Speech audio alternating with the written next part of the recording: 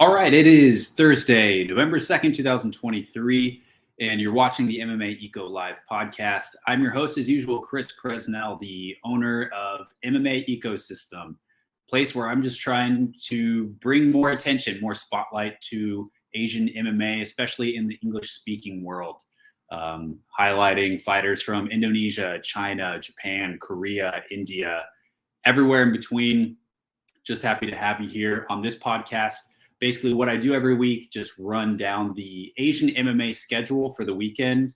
Also going to touch on various news that has come out in the last week, anything that you may have missed, or just big things that need to be talked about. So excited to have you with me. If you are new, you can drop a question. Not new, if you're anybody. Although, just don't get blocked by our awesome moderators. Appreciate your help. But yeah, if you have any questions that you want to ask, throw those into the chat and then I will get to those in a second. If you have not already, I would really appreciate your subscription to the channel. I'm going to be putting out some video essays over the next couple weeks, and also eventually some UFC Shanghai analysis as more and more of those fights are official, which just kind of dovetailing into that right away, UFC Shanghai finally, guys, announced this week, 2 days ago, for December 9th. Of course, we've known about that for a long time. I broke the news, gosh, what feels like 2 months ago, that the UFC was targeting not only China, but Shanghai specifically for that December 9th show. And the event will take place in the Shanghai Indoor Stadium, not the Mercedes-Benz Arena. And what's interesting about that is that that's a much older arena that was built in the 70s as part of a bigger sports complex, about 13,000 seats in that arena. Some folks were asking me, why go there when they have a much bigger arena available in the Mercedes-Benz that they've already been to? What I'm guessing, since this Shanghai Indoor Stadium was recently renovated, late last year, probably a little bit more modern, and the UFC really likes it when they can go places and everything is already ready to go and fits with their production needs really well. So I'm guessing it's just maybe a little bit more modern and works better with the UFC production. Interesting though, about 5,000 less seats. I did hear that there's a lot of standing spaces as well in the Shanghai Indoor Stadium. So interesting to see if they will utilize that. But yeah, otherwise we still don't know what the top fights at this event will be. We know, Park Jun-young versus Andre Muniz. We know Sumudarji versus Tagir Ulanbekov, against Sumudarji against Alan Nascimento. We heard this week from our friend Marcel, Tatsura Taira fighting Carlos Hernandez. So some decent fights, but as far as like featured, main event, co-main event kind of stuff, we still don't really know. Song Yadong still doesn't have an opponent. Li Jingliang still doesn't have an opponent.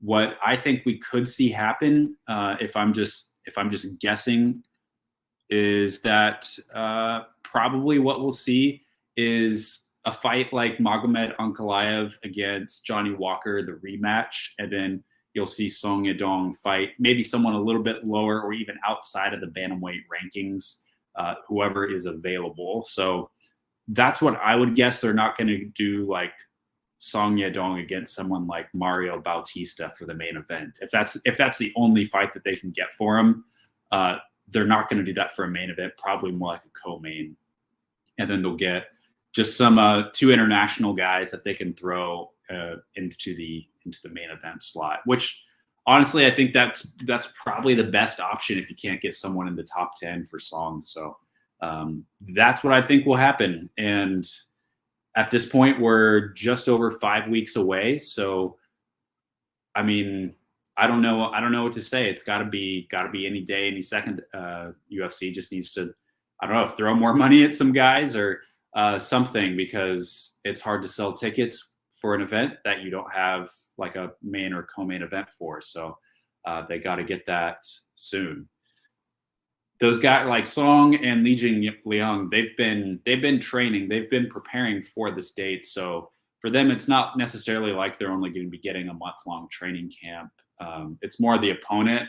It basically, at this point, it's almost like calling it a short notice opponent or short notice fight for the opponents. So it's a hard sell for someone to go to China, which is very probably difficult for non-Chinese folk to go and fight there and fight an opponent who's been training much longer than you, who is Chinese. It's probably a pretty hard sell, I can imagine. So for that event, we have, see if there's any other recent fights that were announced for that. Kevin Jousset has a fight for that event. I'm guessing that's against Song Kanan. Kevin Jousset has been posting plenty of times on his Instagram story recently that he's going to be fighting on that date. I've tried to figure out what that fight is, tried to ask around, but haven't heard back from people. So my guess is that Song Kanan, one of his most recent Instagram stories said something like France versus China. So that makes me think it's probably more someone like Song rather than like someone from anywhere else like Yusaku Kinoshita. So that's another fight I think we could probably expect for the card. The 4 Road to UFC fights, I have not publicly posted those specific 4 fights just yet, just because there hasn't been anything official coming out. Some of those fighters have individually confirmed that they will be fighting in the finals, but who knows if someone is injured, and I'm holding off just a little bit longer until I hear some more official word from that to throw those out there. But yeah, you can expect a finals fight for each of those 4 divisions. I haven't heard anything about anyone being injured, for the record. Don't want to give mixed signals on that, but that's UFC Shanghai.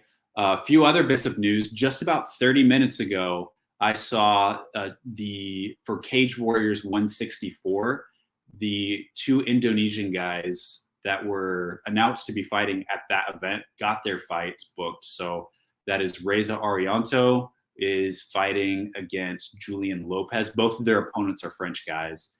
Lopez has a 5-3-1 record. For the other guy, RJ or Cornelius Uridanong, he's going to be fighting 1-2 French fighter Mateu Moya. So I don't know anything about those opponents aside from their records. Both of them, I think, just looking at their records, looked like they were pretty solid, good opponents for both of those guys. For Cornelius fighting a 1-2 guy, that's probably what he should be doing right now. For Reza fighting a guy slightly more experienced, I think Reza, he's got a 6-0 record. So I think those are pretty good fights for that event. There's also going to be a fight at Cage Warriors 165 in San Diego. That one, we don't know who the opponent is going to be, but the Indonesian fighter that's going to be fighting, there are actually 2 guys, Ephraim Ginting and Ronald Siahan, both of Road to UFC experience there. So looking forward to see who they can find for that. A few other bits of news before I go into the schedule.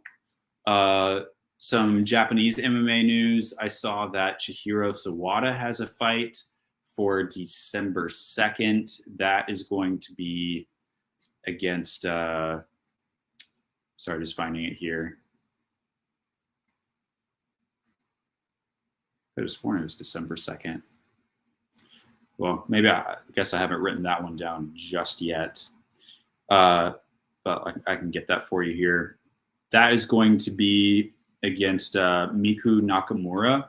That's going to be at a Shudo Colors event. And then at the other Shudo event that same day, it's called Mob Styles Tokyo. You got Yushin Okami fighting Kim Jae-young. Also, Keisuke Sasu fighting Hiroshige Tanaka. So 2 interesting fighters there. Also, the main and co-main were announced for Brave CF76 in Jakarta. That's going to be Kamil Magomedov versus Josh Togo and Murad Husseinov versus David Martinez of Australia. So No Indonesian fighters in the main or co-main. Probably going to be a lot more Indonesian fighters filling out the card. I saw this week and posted about Windry Patalima getting a fight on that card against Minam Abdel. I'm trying to remember that fellow's name. Abdel Minam, Egyptian guy, against Islam Abdel Minam. So he's going to be fighting on that card. Not sure who else is going to be on there. Honestly, a lot of those Road to UFC guys are spread out between Cage Warriors. So, yeah, we'll have to see. Hopefully they can make some deals with One Pride MMA and get some of those guys on there. I did hear like Yudi Kayati. Actually, I had someone tell me this.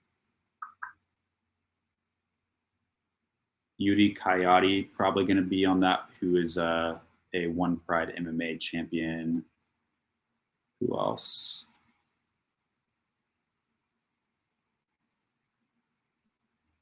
Gugun Guzman, potentially on that card as well, who's also a Road to UFC alum and One Pride MMA bantamweight champion. So yeah, look for more updates on that. Should be knowing soon since it is November now. Aside from that, that's the big stuff that was announced the last week. Tomorrow we've got double one championship events in the One Friday Fights card. We've got Joon who's a teenager that I've been really high on, has a 3-2-1 record, but in some cases maybe rushed up against competition that's a little bit too far ahead of him. So they've got him against a guy named Moises Ilgon of the Philippines. He's just a 2-0 guy that hasn't fought anybody with other pro fights. So I think it's probably good to reel it in a little bit for Joon. Happy that they are giving him another fight and an easier fight as well. In the One Fight Night 16 card, of course, the main event, you've got Fabricio Andrade fighting in that for the kickboxing title against Jonathan Hegarty. But some other interesting fights there. Of course, the one that I've got circled is Mungbo versus Ayaka Miura. Honestly, a very strange fight, but when you look at the one strawweight division, who's left in it and who's available, like there's not many fights at this point. It's not even like a merit or like, I mean, there's no rankings in the division. So it's really just matching up two people who are available. And Mungbo hasn't fought for a bit and just needs to stay busy. Whereas Shang Jingnan recently fought in that mixed rules kind of cage boxing fight just recently. So yeah, I'm working on scripting a video essay on the one championship women's divisions because they are so confusing to me. So I'm digging into some data. I'm looking back at the last like 5 years of women's fights with one championship and trying to look at some trends. So very interesting. For this fight, I feel like it should be Mungbo's to win. Basically, Ayaka Miura, she's a good judoka fighter, really loves the scarf hold position. As long as Mungbo is aware of that, she should be able to like tag her on the feet and I think either get the TKO or the unanimous decision. But yeah, very strange fight in that strawweight division. I feel like it's just kind of something to keep Mungbo busy while she's waiting for Shang Jingnan, because that's really the only fight to make. I mean, you've got Victoria Souza is also in that division. If you're going to make a like compelling strawweight fight in one championship outside of a title fight, that's really the only other one that I could think of is Victoria Souza against Mungbo. Two fighters that have been winning recently. So, but yeah, I guess they couldn't make that one, or for whatever reason decided not to go that way. But also on the card, we've got Kang Ji-won against Ben Tainan. That should be a very entertaining heavyweight fight. Kang is a fun fighter, and Ben Tainan, tons of personality, Canadian guy. And yeah, some people saying he could be a future heavyweight star. We'll have to see about that. This should be a really fun fight to help him build that. And then opening up the event, you've got Jeremy Miato against Lito Adiwang.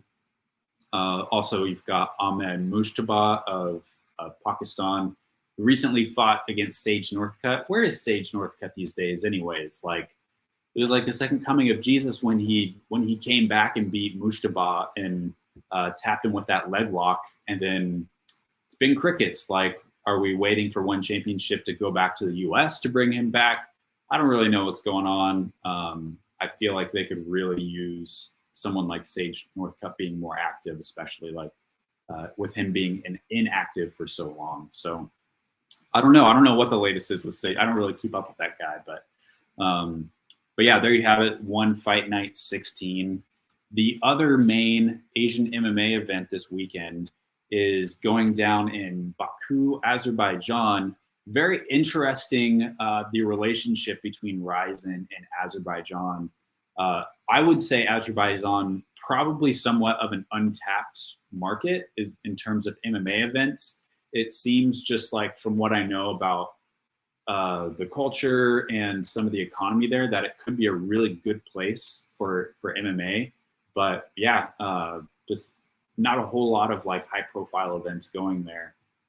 So, but of all the promotions for RIZIN to go there, very interesting. Not sure what the story is there, what their relationship is with Azerbaijan, why they chose to go there first, as opposed to so many other. I know they've got some Azeri fighters on their roster, so there's that. But yeah, maybe this is just kind of a one-off thing while we have these fighters on our roster, you know. While we're able to make this championship fight between Vugar Karamov and Chihiro Suzuki to go for it. But yeah, then you've also got Tofik Musayev on the card against Koji Takeda. Got Nariman Abisov, Neyman Mamedov against Justin Scoggins. Fight I'm really looking forward to, Red Horse Kim Kung Pyo versus Taro Ragimov. So yeah, and then the prelims, all the fights before that, a lot of folks I'm honestly not that familiar with, some various fighters throughout the region. It seems like they built this card pretty well in terms of a fight card specifically for this market, and keeping a couple of their East Asian fighters also present on the event as well. So that goes down. I believe the time of that event is Saturday. In the US, I think it starts at 9 a.m. Eastern and 6 a.m. Pacific. So a nice reprieve for those in the US that usually have to start watching RIZIN at like midnight. I know most other events are right in our time zone. So not like we're one to complain, but just for your information, that's when that fight card goes down. I will be with family this weekend on the coast here in Oregon, so I'm not sure how much live coverage I'll be able to give over some of these events. But I will, when I get a chance, I will, put out results on my Instagram, and if there's any highlights, I can put together those as well. JCK has an event this weekend, and there is one prospect that I'm definitely very excited to watch, and that is Jahar Biakanuar, a guy that I briefly managed for a second, but he's a Chinese Kazakh fighter, and he signed an exclusive deal with JCK. He's going to be fighting another like pretty good, like underrated fighter in Zhou Qiyang, who's put together a pretty nice win streak. Also has fought for one championship a couple times on some of their more reality kind of shows. So that's definitely the fight that steals it for me. Another guy on the card, Ruka Jun, who fought in one of their they've got these one night tournaments with JCK the last couple months. He fought in their featherweight one night tournament a few weeks ago, and he won his first fight, but then some kind of minor injury prevented him from continuing. So he didn't actually get to like compete for the JCK contract that they're giving out with these one night tournaments. So he's back fighting in another one night tournament, also at featherweight this weekend. He's going to be fighting an E fighter out of Chongqing named Chen Sa Luo Luo. So as far as I know, I didn't see any other previous fights for this guy. Maybe I'll see if I can do some digging, but it looks like he's making his pro debut as far as I can tell. So that's JCK. I did see, speaking of JCK, I think it's not next week, but the week after, they are going on the road for the first time, like honestly, since I've been following JCK. They're out of their headquarters. They used to be on Hainan Island, then they moved up to Shanxi province. And so, but this upcoming event on the 18th, they're going to Fujian province to a city called Zhengzhou. Not to be confused with Zhengzhou, which is where WLF is set up shop. But that card's still not totally released on that. I would think that they would try to, like, you know, kind of beef up that card since it's going to maybe have a little bit bigger of a live audience. Not sure what the venue is like there. Sometimes it didn't seem like an exceptionally large city in Fujian province. So not sure what that's going to be like, but I think it would be really cool if we had a day where JCK, even just once a month, was holding a show in some city throughout China with more of a live audience. That's really what's missing from the JCK product now is live shows throughout the country. Because as of now, like MMA events in China are either like teeny tiny shows in like a gym somewhere throughout the country, or they're all in Hunan province, Zhengzhou, which is where WLF has their shows, or they're in Shanxi province where JCK has their shows at their headquarters. So there's not a whole lot of opportunity for Chinese fans to go to live MMA events. That's really, I think, what MMA in China right now is really missing. So hopefully we see more of that. Really like that idea. Yeah, aside from that, some other shows going down. We've got Pancrase Neo Blood going down on Friday. Got GFC, Korean promotion, their 10th show going down on Saturday. And then on Sunday from Bangkok, a promotion called CFC, which is SEA, stands for Southeast Asia FC. They've got a show going down. Not a lot of like massive names on any of those shows, but you can check out those cards either on their social media or on Tapology. Okay, I think that concludes the scheduling portion of the podcast. So let's get into your questions. As to kick things off, be smart, not hard to ask well thought out questions without being disrespectful. No pun this week. Straight to the question: how does Marcel get all of his fight news and be able to say what contracts have been signed or not? Is he a UFC insider? Yeah, so Marcel is one of those guys that is highly respected by just about everybody within MMA. So for some context, so I graduated college about 10 years ago. I know it looks like I'm still in my early 20s, but not really. But when I was like probably like 11, 12 years ago, and I like hopped on Twitter, like Marcel, like 12 years ago, he was doing what he's doing today a long time ago. It was like him and a few other guys that you are from, you know, Nolan King, Ariel Helwani.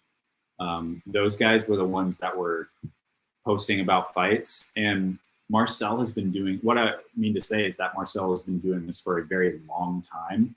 And for Marcel, it's like he has relationships with like most managers, I would say, or a lot of the really big ones, like Jason House, who runs Iridium. He knows Jason, and I know that like because we chat and he'll be like, oh yeah, Jason told me this fight's official. Which yeah, I don't think that's any secret. Like you could probably guess that with all the fights that he breaks and confirms. You can assume he probably. I mean, I've like messaged very briefly with Jason as well, and I'm nowhere close to like the, you know, frequency and reliability and like establishment that Marcel has. But yeah, the thing about MMA media is that you have to, if you want to be someone like Marcel, you have to play the long game. You cannot get greedy, and you have to play the long game. You have to build people's trust. And I think what Marcel has done is just over the years, he has slowly just built trust, one by one, built relationships with a lot of influential people in the MMA media, and he's respected them.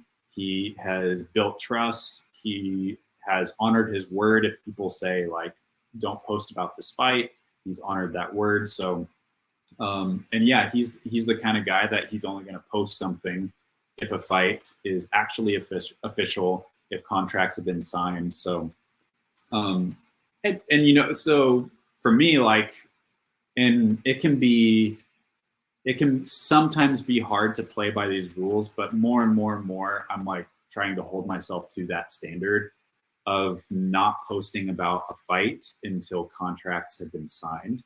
For Marcel, he doesn't really post about a fight until it's either like probably like 90 to 100% done. Whereas other people may post about a fight saying this is targeted for this date. It's been verbally agreed, but contracts haven't been sent out. Marcel usually plays things a little bit on the safer side. And I would say he waits until there's really no doubt that a fight is going to happen. So yeah, and I've put a couple fights out there that weren't like totally 100% done. There was a good chance of them happening. They've been offered, kind of like with the Song Yadong and Peter Yan fight. I was up front with that from the beginning, kind of to cover my tracks. But yeah, all I can say to answer your question is Marcel's been in the game for a long time and just one by one built those relationships. And I can tell you, like, I mean, Marcel and I, we chat, we send each other voice messages from time to time. Like, he's professional, respectful, and is like easy to work with of a person as you could ever want. And it makes total sense to me how he has built relationships with so many people in the game.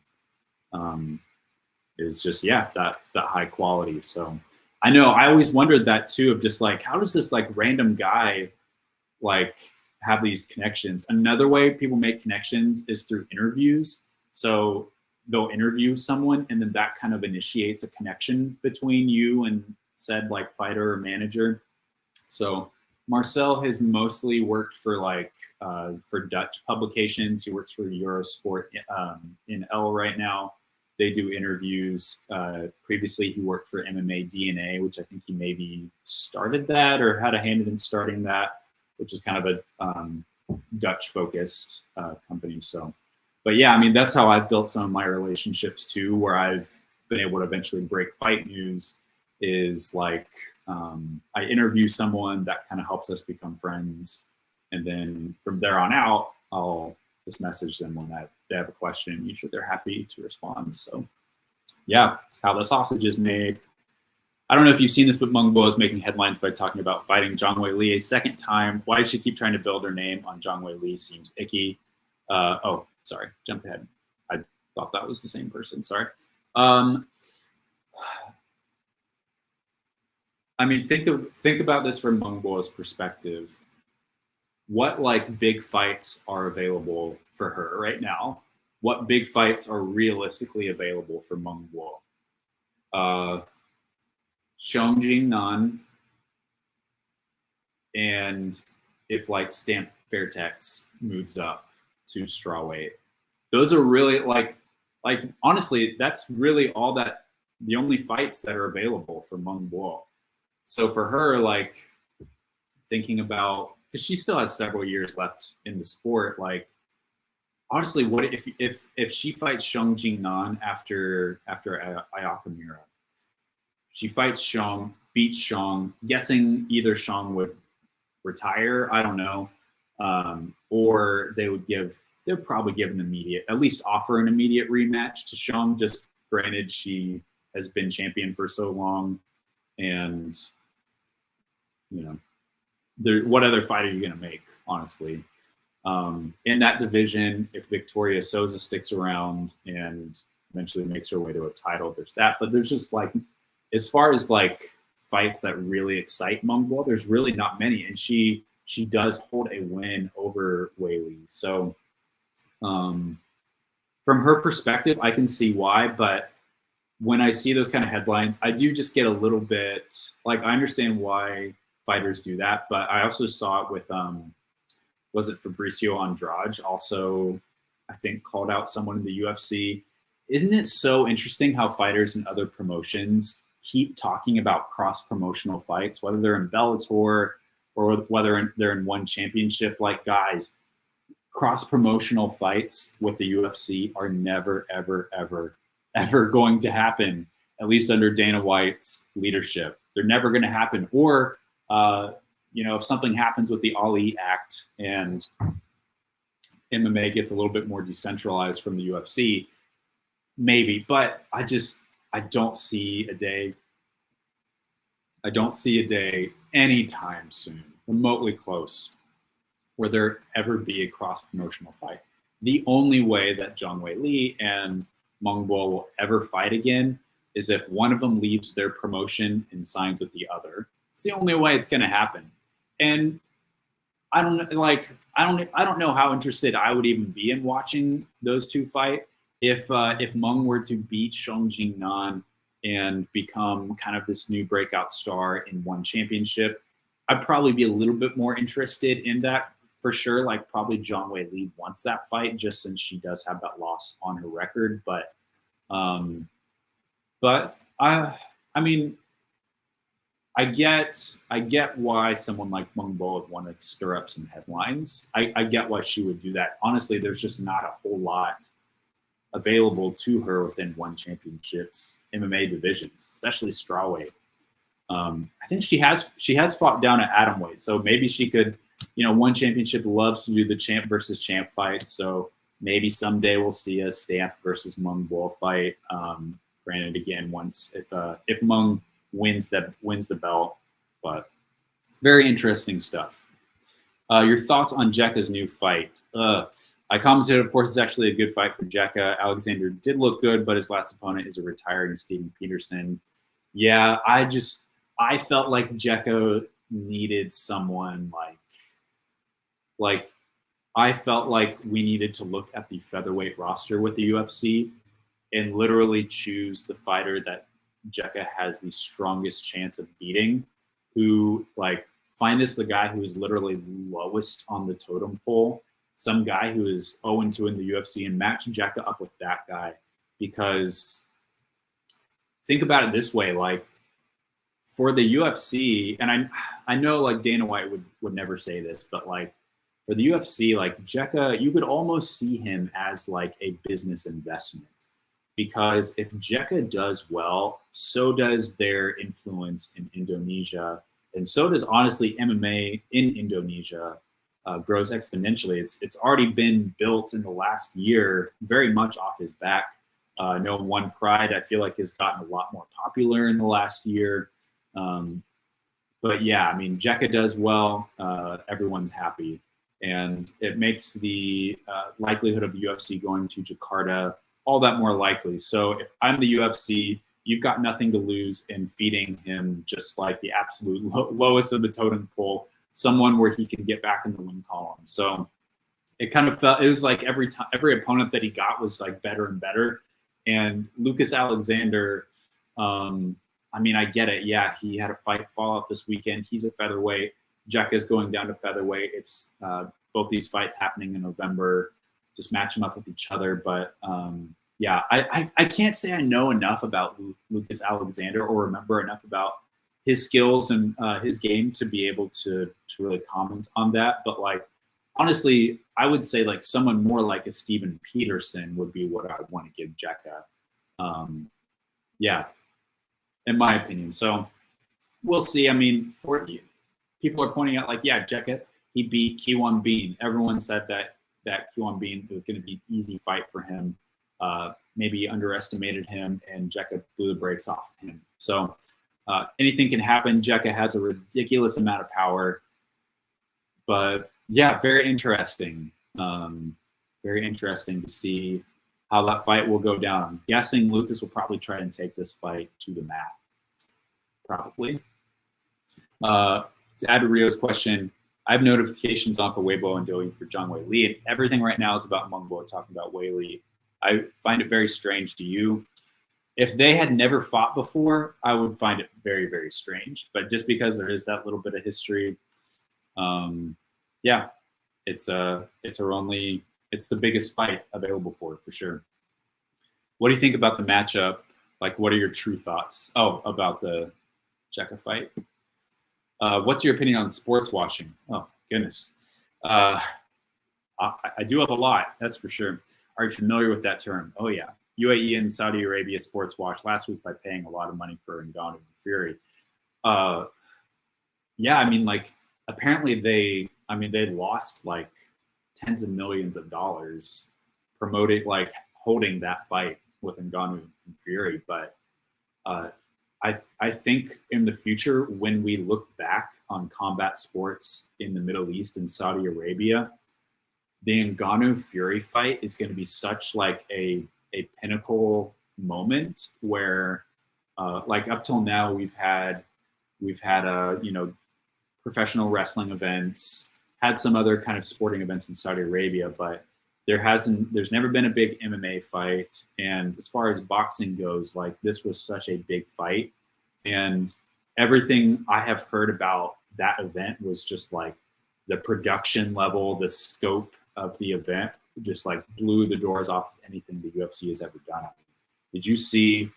I mean, probably the most like star-studded audience that I've ever seen at any kind of MMA or boxing event.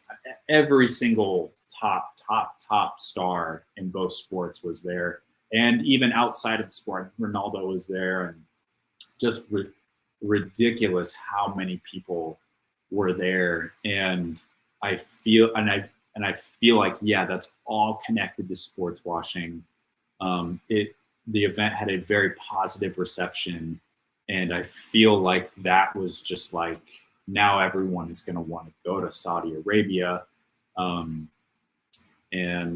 you see it so far, like, you've seen so far how tourism and the UFC, like tourism in Abu Dhabi and the UFC have worked so well together. Like, with Embedded, they really get to show you the tourism side of Abu Dhabi.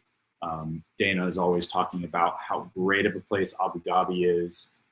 I don't know what kind of measurable impact that has made for Abu Dhabi tourism, but I have to think it's done something. I mean, they've really tried to show Abu Dhabi not just as a fighting kind of hub in the world, but also as just an entertainment luxury hub in the world. And the UFC has played a big part of that. And Saudi Arabia, I think, wants to do the same thing. I'm not sure what else there is to do in Saudi Arabia, how much their tourism industry is really built out. If it has kind of what Abu Dhabi already has, but it's going to be interesting. I don't know if you guys haven't watched the Luke Thomas and Kareem Zidane interview that came out last week.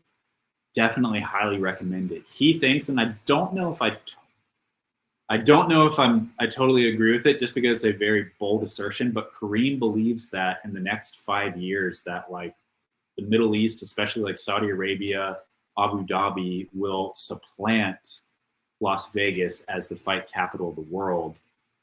And he says the biggest boxing events already don't really take place in Las Vegas. But as far as MMA goes, they definitely take place in Las Vegas right now. So I don't know about that. I'd have to see a little bit more. I'd have to see how the UFC's relationship with Saudi Arabia plays out, especially at least from what Kareem says. And he's an Egyptian guy, lives in Egypt, so I kind of trust his perspective on Middle Eastern relations, at least for this, about how some of these Middle Eastern countries are kind of rivals with each other, competing with each other. So Saudi Arabia and the UAE and Abu Dhabi, Dubai, kind of competing with each other, will be interesting to see if, like, how that plays into because UFC is locked into Abu Dhabi, and for Saudi Arabia, are they going to put on the size of events? Are they gonna give Saudi Arabia their absolute best?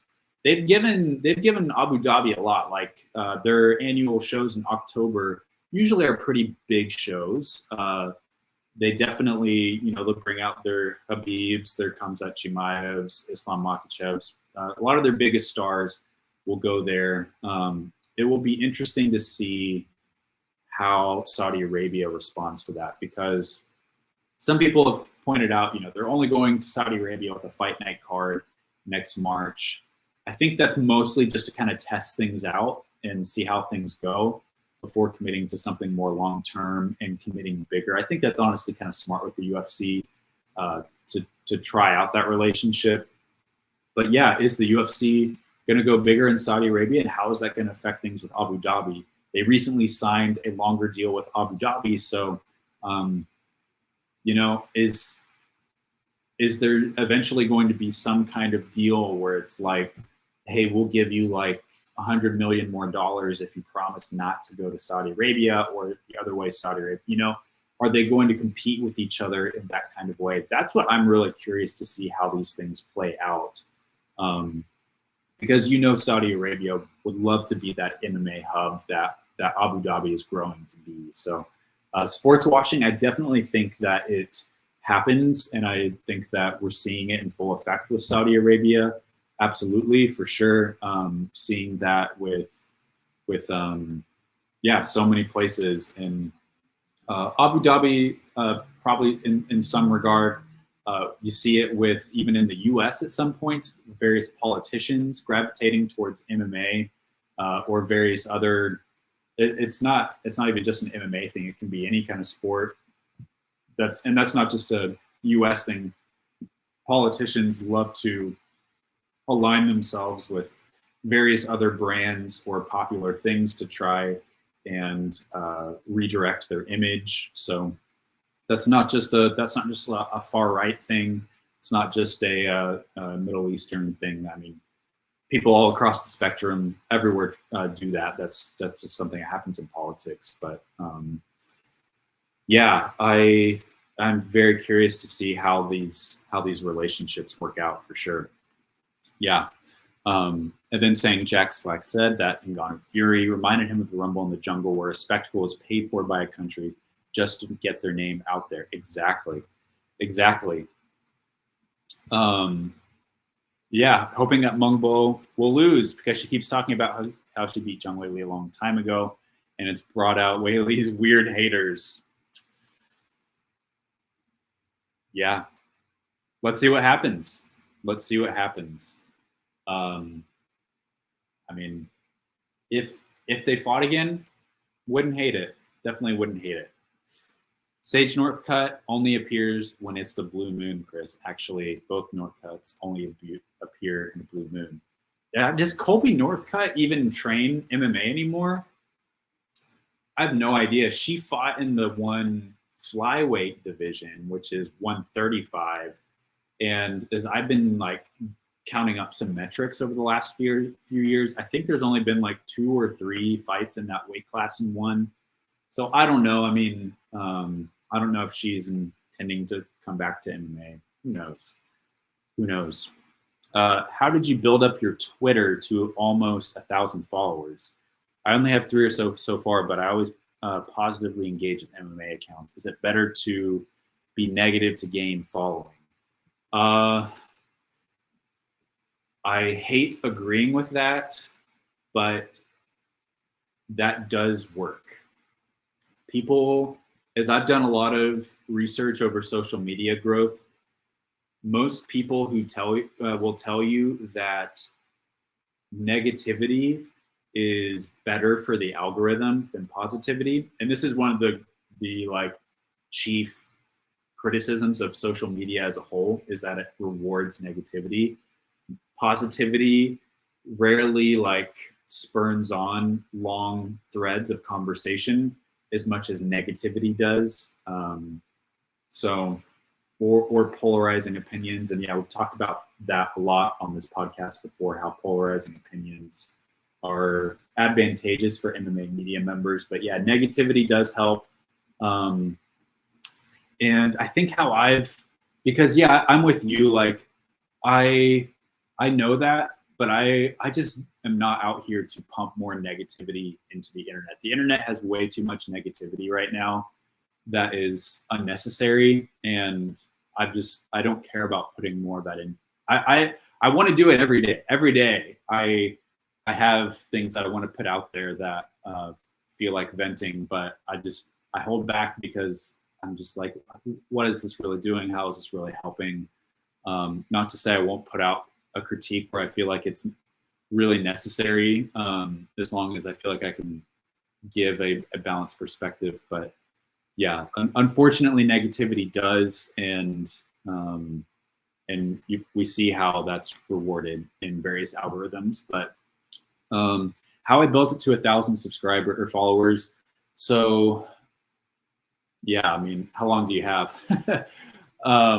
What's interesting is my Threads account. My Threads account has almost 1,300 followers, and that is only like 3 months old. My Threads account has way more followers than my Twitter account, and it's so young. I get multiple Threads followers every single day, but very little engagement, weirdly enough. Things that I post on Threads, at the most, I've seen like 2 people like things that I put out on Threads. Very interesting social media platform, Threads. It's still, I would even consider it as like a beta phase, still coming along. But well, not everything. All the like news that I post on Twitter, I also post on Threads just to put things out there. The like live tweeting kind of stuff, which I don't do all that often, but I'll put that just on Twitter right now. But how I built it, I would say, yes, what you said about engaging with other accounts, that is really good, because every once in a while you'll get an odd retweet. Basically, putting things, this kind of goes back to my whole social media strategy as a whole. My niche as a whole is noticing that like there wasn't a whole lot of Asian MMA content out there, especially in the English speaking world.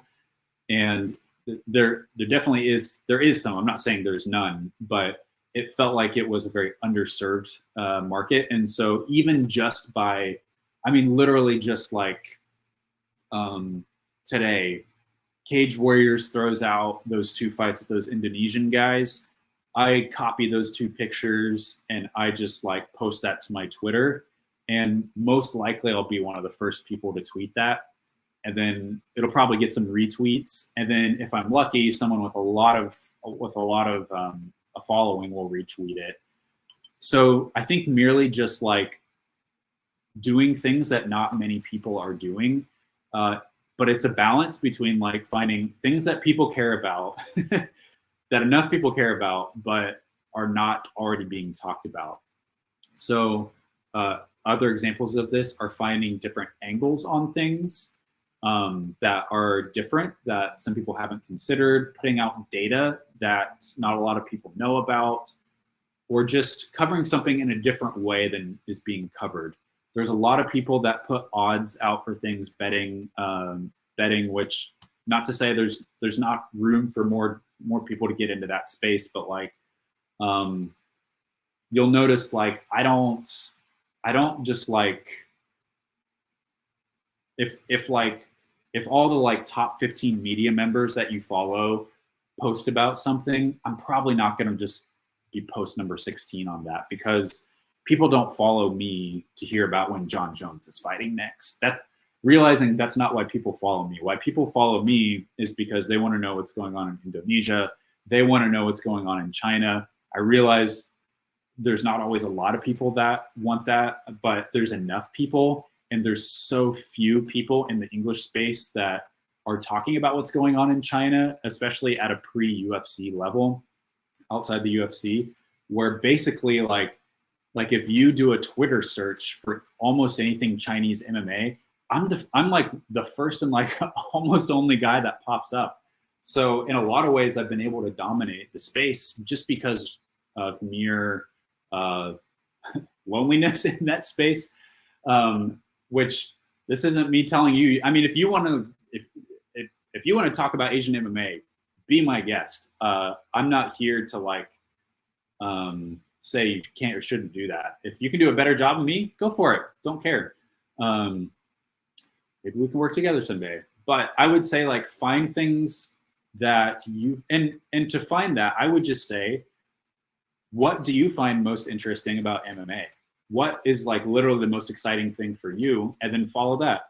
For me, you already know what that answer is for me, because that's what I spend my time tweeting and, you know, making content for.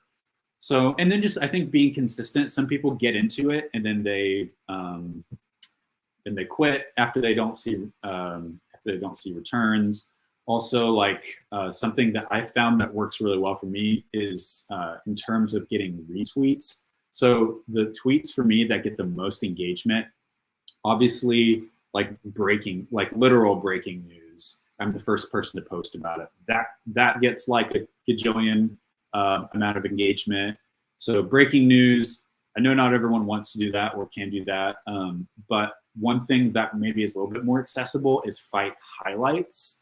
So because, like, there's a couple other Twitter accounts that you're probably aware of that really specialize in highlights. And for me, like, if I'm watching this event in China that probably not a lot of people are watching, if I can find a way to screen record that and post it to my Twitter, and it's like a really cool finish, then a good chance that, like, even just if a couple of people retweet that, eventually it'll get to some of the bigger accounts and they'll retweet it. Like, I had like Aaron Bronstetter retweet my stuff, Kaposa, and that has gotten me a lot of followers as well. So yeah, I would say just put your own spin on some of the things that are historically proven to do well, would be my advice. Do you think Meng Bo will ever reach the caliber of fighter that Zhang Weili is? I really feel like the only way she stays relevant is by mentioning a win she had in 2013 when Weili had fights. So that's like if Paul Felder kept bragging about beating Charles Oliveira in 2014. Yeah, you don't see that, do you? So Meng, she trains at Tiger Muay Thai, which is a great gym. A lot of great champions have come out of Tiger Muay Thai. So she's in the right space. I think she is getting better, but like, how old is Meng? How long can we expect her to be in the sport? She's definitely, like, in her prime right now. She's got good knockout power. She's 27, so she has time. She has plenty of time. Whereas Weili is, like, what, 35? So Weili is a bit older. I don't know how long Weili is going to keep fighting. No idea. Haven't heard anything from her if she's thinking about, you know, 34, sorry. Weili just turned 34. Still has lots of fights ahead of her that are interesting for Weili. For Meng, it's just like she has pretty good KO power. So that at least, like, but then again, so did Lemos. You know, people are saying that about Lemos. I don't think it would be competitive if the two fought right now, honestly. I think Weili is probably, like, as close to, like, a complete fighter as you can get, whereas Meng probably coming along, like, in her raw athleticism, and even, like, her striking is coming along still too. It's not, I would say everything isn't quite where Weili is at. In, like, maybe 3 years. If in 3 years Weili's still in the UFC, still, like, on top of her game, and Meng has won the championship at one championship, fights out of her contract, goes over to UFC. I have no idea. I feel like Weili's still going to be a couple steps ahead in most areas, but again, I wouldn't mind seeing it just because there is that history. But I mean, literally, yeah, it was their first fight. Both fighters they're not the same as they are now, so kind of weird. But yeah, I don't know. The more I think about it, the weirder it is. Yeah.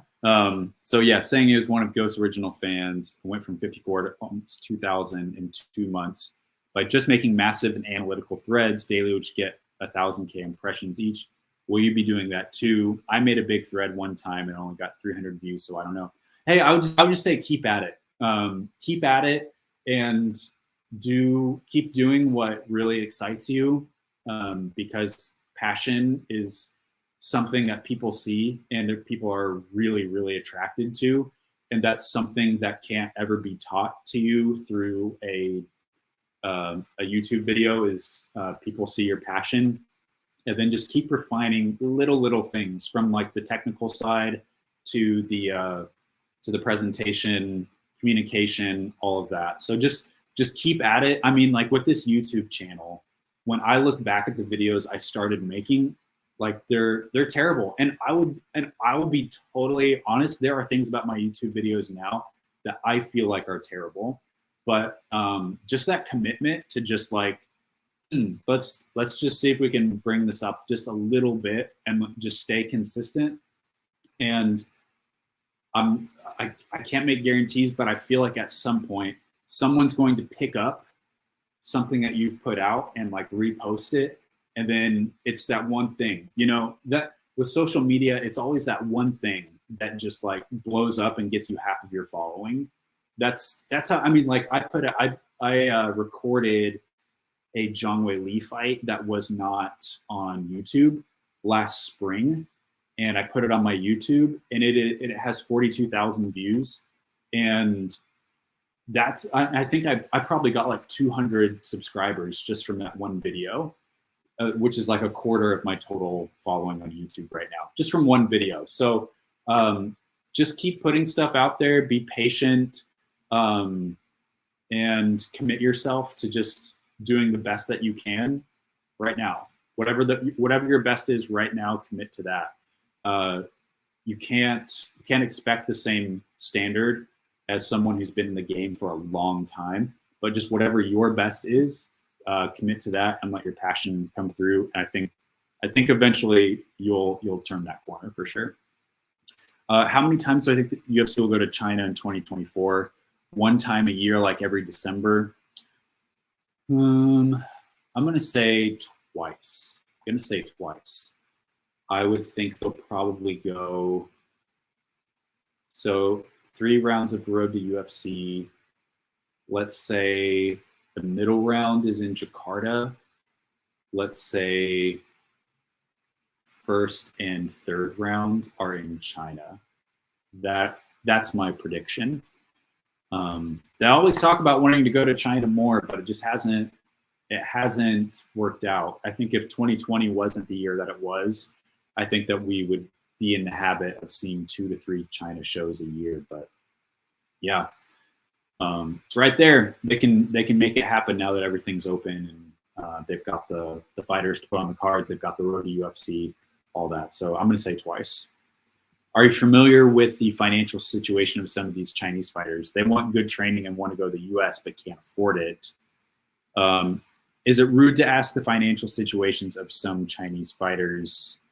And do I think that Zhang Wei Li is an exception to that rule, since she said she reinvests the money she does get back into her coach's training and daily assistance? I mean, probably for the fighters that are ranked UFC fighters, they're probably fine. Those are the fighters that you know that are training in the US. But yeah, probably most other Chinese, the structure, to answer your question, no. I don't really know. I mean, I managed one Chinese fighter for a little bit that I kind of knew, and I knew he had some side jobs that he was trying to make things come together. But yeah, I mean, it's like and that is honestly one of the biggest arguments that I have for Chinese fighters hiring managers, is that they are better at negotiating the pay of their fighters than I think most coaches are. But yeah, it's pretty meager, definitely. Like you said, they want to go train places, but they can't. A lot of like mid-level Chinese fighters are training at Tiger Muay Thai in Bang Tao in Thailand right now. A lot of them are doing that. I think the UFC PI in Shanghai is helping a lot of fighters too. That is a definite, like, really big asset for Chinese fighters. But yeah, definitely, like, at the lower. I mean, at the lower. I mean, really below that, you're looking at fighters that have not a whole lot of experience. If they're not in the PI, if they're not in somewhere like, if they're not training in Thailand, they're probably pretty young, still coming up. So, yeah, but I would think most of them have side jobs, and yeah, for sure. Real serious question. Would you ever be able to do great work like Kareem Zidane? Be subjected to hate by fans of the UFC as a trade-off? I don't know, man. I don't know if that's for me. I mean, I just have to think about how many like legitimate threats of physical violence that someone like Kareem has gotten. I really respect and I really like trust, and I love hearing from people like John Nash and Kareem Zidane and folks who are doing real journalistic work. I don't know. It's like for me, my passion is the athletes. So Kareem covers the political side of combat sports, and for me, like in my dream world, I want to be sitting on a mat with a fighter with a microphone,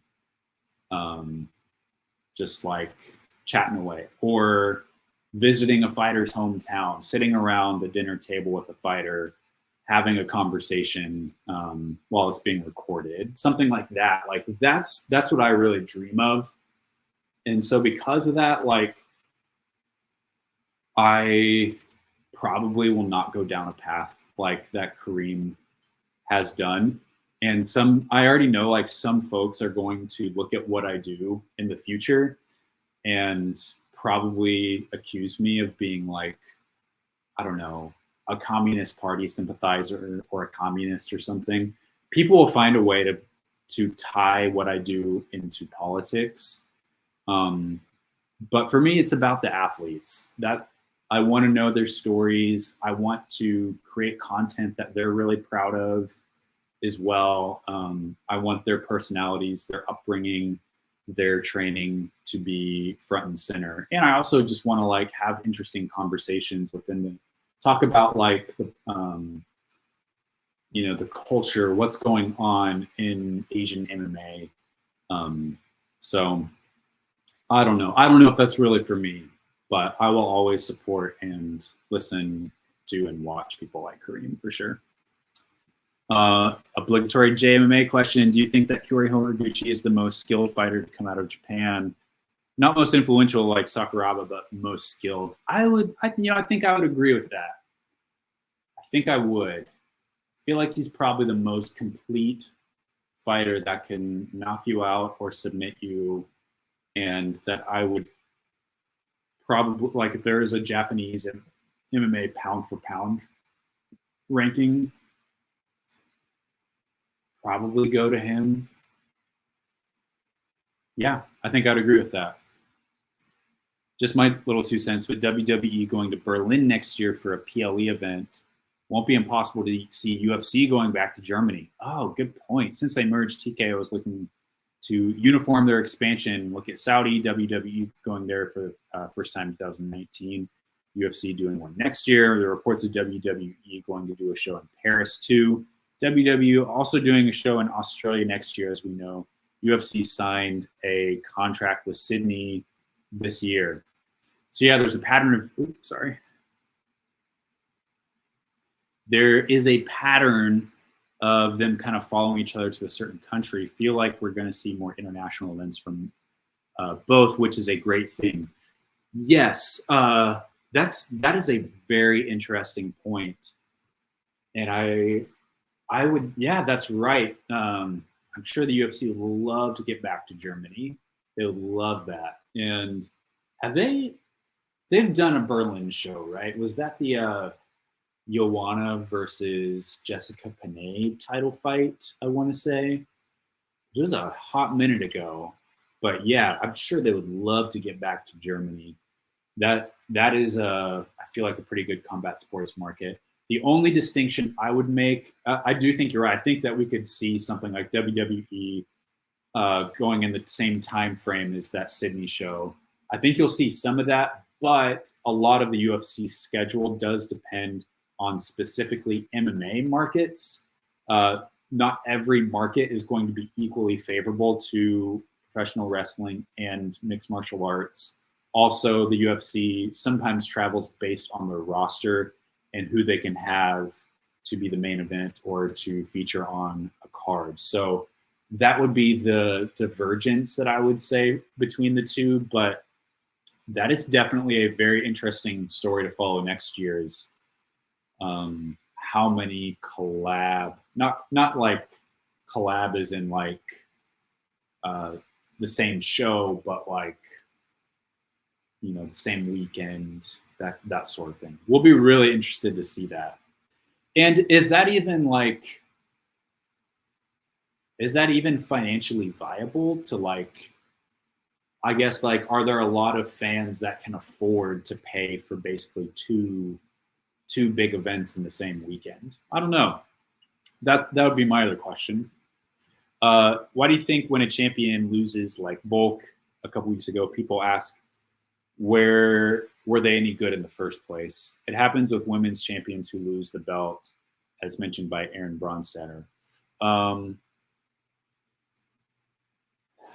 mean, you and I know if you're making that kind of a point, you don't really know a lot about MMA. It feels like, I think what that can feel like is that there is a massive skill gap in between the two fighters. I think that could be where that comes from, is feeling like there's a gap in ability. Wow, Islam Makhachev, first round knockout by head kick. He must be so much better than Volkanovski. Was Volkanovski as much of like a pound for pound world beater as we originally thought that he was? That's kind of where that line of thinking comes from. But you and I know that there's a lot more factors that go into a fight, into a fighter's preparation. A lot of people questioning whether Volk should have taken that fight under such short notice and after fighting so frequently this year. So I don't know. Personally, that was honestly kind of what I was predicting. Not literally a head kick or not literally the first round, but I felt like I just had a feeling in my gut that we could see Volk finished within the first 2 rounds. Just because a lot of times immediate rematches go that way. You'll see one fighter kind of like be able to find that like silver bullet of like, this is the big thing that I should have done in the last fight. And so, yeah, but Volk, man, I want the best for that guy. I know he's like getting older, wants to compete as much as he can while he can, but I don't know. I want him to be at 100% to fight Ilia Topuria. And I can't be the one to say that sitting in my chair here, but like, I just don't know if fighting Topuria in January is the best way for him to be at his best. So I don't know. Only he and his team know that. Want the best for him though. Would you ever make a video to help fighters gain traction for social media following? That seems like a very useful video to make. Yeah, it's a great idea. I don't know. My question would be, would that do well for me? Would that perform well on my channel? Because if I were to make a video like that, I would be putting some intention, and that would take me some time to make a video like that. The thing is that there are so like, as I've watched hundreds and hundreds of hours. I've been to seminars about social media growth, things like that. The thing is that most of it is targeted on like more influencer types, and there's a lot of like they'll talk to you about how to sell products, how to provide coaching. And so few of it, a lot of it is not entirely relevant to me just because it doesn't really fit my model, like the sports model. So, and I have put out a couple things on social media. I'm trying to remember what I know I've put out a video on Threads, which who knows? Threads maybe that wasn't the right topic because it's still kind of coming up as a social media app. But I think I've done a couple videos on social media and they haven't done exceptionally well. The thing is I'm not a fighter, and what a fighter does on social media is closer to like the influencer way of things. Because like for me, I'm not trying to show you guys like my life, my personality. That could be part of it. And I know there are some MMA media members that kind of do follow that influencer model. But that isn't as much me. All that to say, I think I could have some useful things for fighters, especially like there's some fighters that don't need my help at all. You know, Paige Van Zandt doesn't need my help. But for the fighters that have a really small following, probably like I think that's like where I could offer some really basic advice of like, hey, here's how to just like clean up your page. Like here's some like really big things to avoid, and here's some like real easy ways for you to connect with your fans. There's some amateur fighters that I follow, amateur fighters that you have never heard of. They're like local fighters in the state of Oregon or Washington. And some of them I know of have like 30,000 followers. And meanwhile, there's UFC fighters that have like 5,000 followers or less, mainly just because they don't really know how to optimize their social media. Whereas some of these amateur fighters that have tens of thousands of followers do such a good job at using their social media. They have very like professional looking photos. They post a lot of workout videos, which do really, really well on social media. They post their training. They're very personable. Their videos are really well shot. So I think there could be some real just basic things. And just even just looking at someone's profile on Instagram, like does their profile, like the actual text in their bio, does that entice you to follow them? Some fighters, they just don't know how to do that. So maybe some like real basic level things. And it's not just UFC fighters, but there's fighters all over the world that would maybe appreciate that. So that could be an idea for sure. I'm going to write that down on my ideas page. Appreciate that. Last thing, yeah, totally right about UFC having to treat JCK as an investment. Give him some beatable fights first. He's the big hope from that country. He's the first combat sports athlete that got different kind of hype, just like on another level of hype amongst Indonesians. The last Indonesian combat sports athlete that really shines and quite recognized in the world was Chris John, a boxer. I don't know if you'd ever heard of that, but yeah, so they want to see JCK reach that kind of recognition, hype, and acknowledgement. Yeah, I haven't heard of that boxer. That's interesting. The thing is, though, it's like, if it's not JCK, if JCK, like, and this is where I can hear Dana White speaking, like, if JCK isn't UFC ready, if he isn't UFC level, then he shouldn't be fighting in the UFC.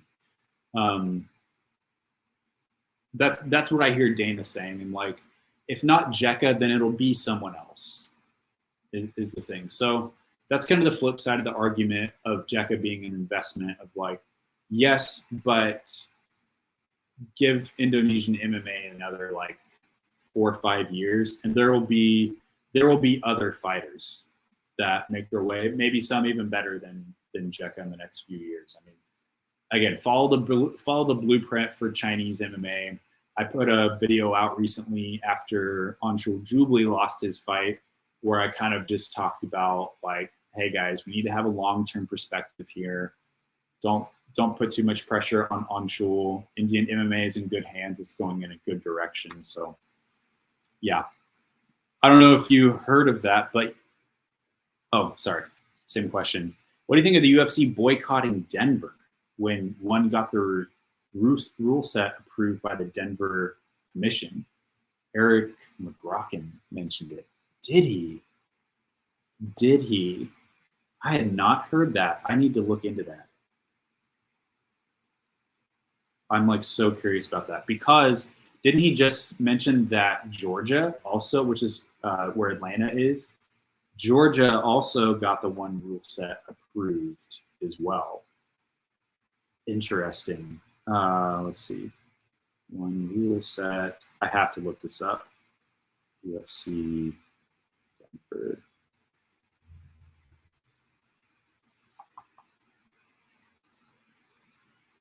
That's crazy, because that's where the UFC held their first show. Why would they boycott? Why would they boycott Denver just for having a different option? It's not like they have to use that. That is an option, just like open scoring is an option. Nothing. I may not have had the right search terms, but I am so curious about that, because what that could be is a like incentive for further states in the U.S. to not legalize, to not approve the one rule set if they see, because one championship shows, I mean, they didn't sell a whole lot of tickets for the Denver show. Most of those were comps. And even so, that was a small arena. Obviously, if there was a threat of losing UFC events, I wonder if that could play something into one approving, or states approving or not approving the one rule set. That'll be another really interesting. There's so many interesting stories to follow next year in MMA, right? We've got Saudi Arabia. We've got the lawsuit that the UFC's appeal just got denied, having the court case next April. We've got that, and then one championship in the US. How many times can they do that? They've got Atlanta and they've got Denver now, and they're going to try to get more. But yeah, very, very interesting for sure. Opinion on the blue check craze on Twitter. CMMA accounts reporting false payouts for engagements. Yeah, it's funny. I don't see a whole lot of that, just because I keep my Twitter following really, really tight. And I also never use the For You page. So that I do see a lot of that. I've heard a lot of things about how it's kind of ruining Twitter, for sure. For sure. I mean, just one of many things that are unfavorable with the Twitter app, for sure.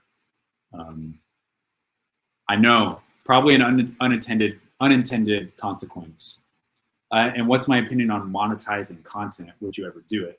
Well, for like creators to survive on social media, they have to do it. I mean, YouTube monetizes their creators' content far more than anybody else, which is why this year I've shifted a lot of my focus from like Instagram over to YouTube, is because everyone will tell you that's where the money's at. And that's a good thing, right? I mean, when you offer the chance at people to make decent money, it can, not always, but it can create better quality of content.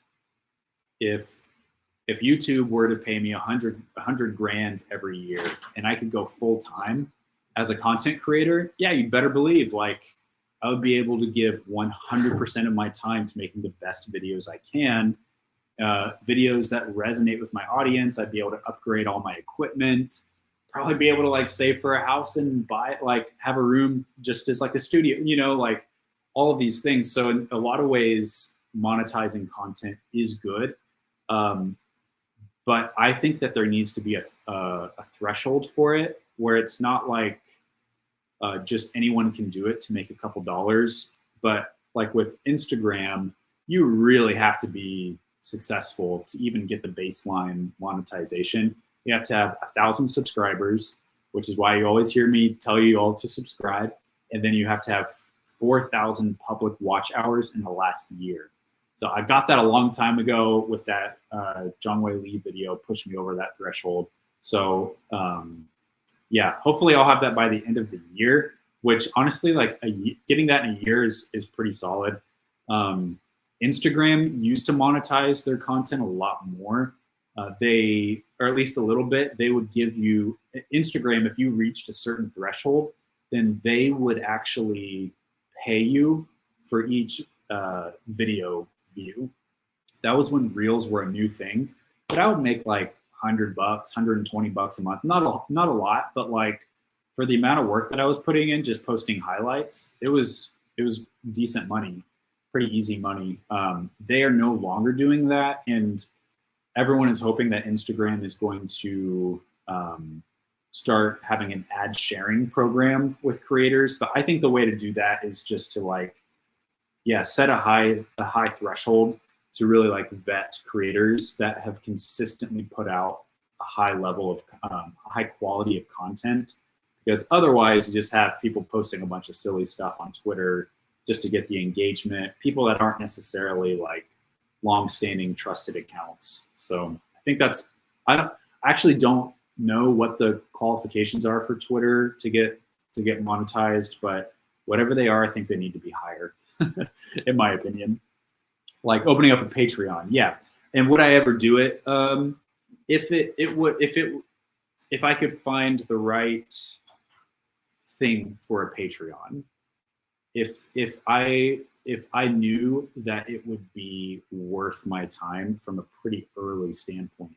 I will tell you that there is something that I am in the early stages of batting around for next year, that would potentially get me about to try and like match whatever YouTube income I get, to try and get something there. I'm not gonna say what it is just because I'm still like batting it around in my head, but it wouldn't be something that y'all would have to pay for. It would be something with ads that run ads against it. But the monetization has both hurt and helped the social media industry for sure. Twitter, not so much. YouTube, a little bit better. Or go Ko-Fi. I don't know what that means. Yeah, I had some friends over last weekend, and they were like, hey, yeah, have you ever tried a Twitch channel? Have you ever tried Discord? They were like throwing out a lot of options. I'm like, guys, like, I'm only one guy. Like, I can't have a like robust Facebook, Twitter, Instagram, TikTok, YouTube, website, Discord, Patreon, and Twitch presence. Like I have to pick the things that make the most sense for me, that I'm excited about, and have like the most realistic path to like sustainable, really good monetization for sure. So with Indonesia the thing with MOLA, countries like India and others where MMA isn't all that well developed, needs to be done more. MOLA is a streaming platform, but they got a lot of money from their parent company, which ironically is a tobacco country. Interesting. There is a company that owns MOLA named Jarum. You can Google things about them. Pretty much the biggest company. Okay, interesting. Didn't know that. So another with India, interesting you bring that up. Their deal, so India streams, their broadcasting deal is with Sony Sports right now. And I need to look and see if there's any updates. And actually, I know some of the guys that work in that deal, guys like Somesh Kamra, who kind of helped the UFC with some of the Indian Road to UFC fighters this year. So, but he works like for Sony. Their deal with the UFC ends at the end of 2023. So that means that with India, there's a new rights deal. They're either negotiating with Sony Sports or there could be a new one. So I feel like, a lot has changed probably since they signed the last agreement with Sony Sports. And they're looking at things like what they have with MOLA Sports, like what they have with Miku in China. And they are probably going to be asking a lot more money for something bigger, I would think, in India for sure. All right. Well, that is the last one. Thank you, James, for tagging me in that McGracken tweet. Fascinated about that. That is all we got for today's show, guys. Really appreciate all of you. If y'all were in my living room, I could probably talk about some of those topics for another hour or so. But really enjoyed Really enjoyed that discussion. Appreciate your support. If you have not already, subscribe to the channel, give a thumbs up on the video. Appreciate all of you, and we'll see you next week. Enjoy the fights this weekend.